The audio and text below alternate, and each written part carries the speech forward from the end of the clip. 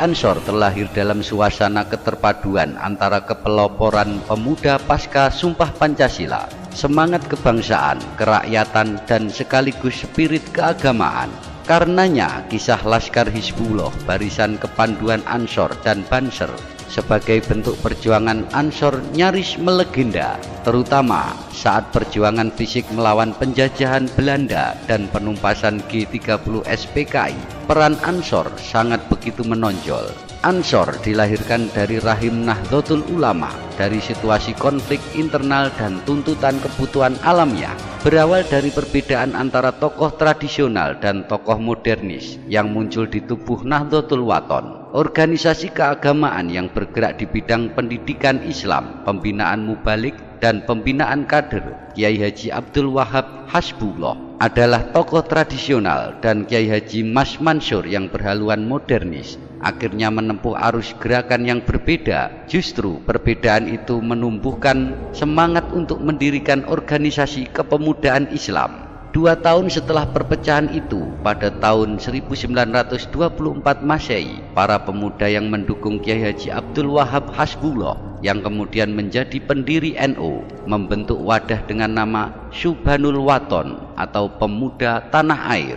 Organisasi inilah yang menjadi cikal bakal berdirinya Gerakan Pemuda Ansor, setelah sebelumnya mengalami perubahan nama seperti Persatuan Pemuda NU, PPNU, Pemuda NU atau PNU, dan Ansoru Nahdlatul Ulama atau ANU.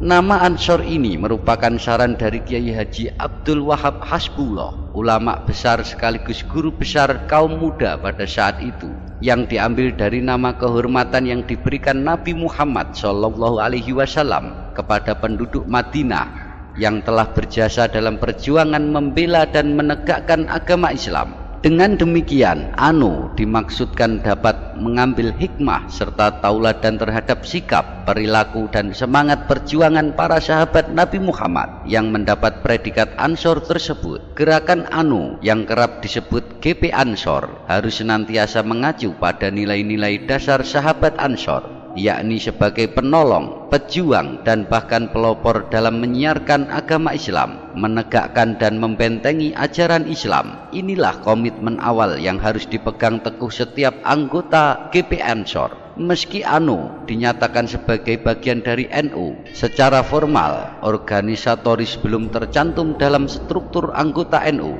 Hubungan ANU dengan NU saat itu masih bersifat hubungan pribadi antar tokoh baru. Pada Muktamar NU ke-9 di Banyuwangi, tepatnya pada tanggal 10 Muharram 1353 Hijriah atau 24 April 1934 Masehi, ANU diterima dan disahkan sebagai bagian Departemen Pemuda NU dengan pengurus antara lain Ketua Haji Muhammad Thohir Bakri, Wakil Ketua Abdullah Obid, Sekretaris Haji Ahmad Barawi, dan Abdus Salam. Dalam perkembangannya secara diam-diam, khususnya ANU Cabang Malang mengembangkan organisasi gerakan kepanduan yang disebut BANU, Barisan Ansor Nahdlatul Ulama, yang kelak disebut Banser, Barisan Serbaguna. Dalam Kongres kedua ANU di Malang tahun 1937, di kongres ini BANU menunjukkan kebolehan pertama kalinya dalam baris berbaris dengan menggunakan seragam kebesaran Banser dengan Komandan Muhammad Syamsul Islam yang juga Ketua ANU Cabang Malang. Sedangkan instruktur umum BANU Malang adalah Mayor TNI Hamid Rusdi, tokoh yang namanya tetap dikenang dan bahkan diabadikan sebagai nama salah satu tokoh di kota Malang. Salah satu keputusan penting Kongres 2 ANU di Malang tersebut adalah didirikannya BANU di tiap cabang. Selain itu, menyempurnakan anggaran rumah tangga ANU, terutama yang menyangkut soal BANU. Pada masa kependudukan Jepang, organisasi-organisasi pemuda dihancurkan oleh pemerintah kolonial Jepang, termasuk ANU. Setelah revolusi fisik tahun 1945 sampai 1949, usai tokoh ANU Surabaya Muhammad Husaini Tiwai mengemukakan ide untuk mengaktifkan kembali ANU. Ide ini mendapat sambutan positif dari Kiai Haji Wahid Hasyim, Menteri Agama Republik Indonesia Serikat pada waktu itu. Maka pada tanggal 14 Desember 1949 lahirlah kesepakatan membangun kembali ANO dengan nama baru, yaitu Gerakan Pemuda Ansor atau disingkat GP Ansor.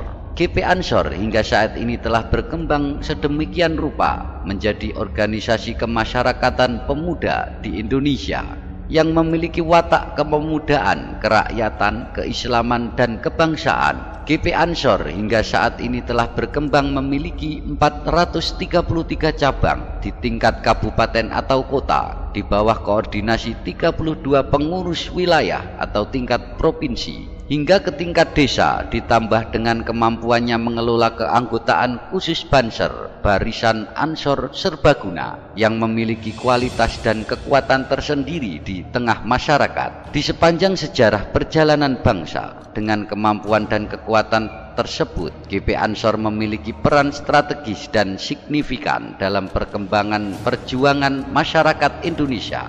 GP Ansor mampu mempertahankan eksistensi dirinya, mampu mendorong percepatan mobilitas sosial, politik, dan kebudayaan bagi anggotanya, serta mampu menunjukkan kualitas peran maupun kualitas keanggotaannya. GP Ansor tetap eksis dalam setiap episode sejarah perjalanan bangsa dan tetap menempati posisi dan peran strategis dalam setiap pergantian kepemimpinan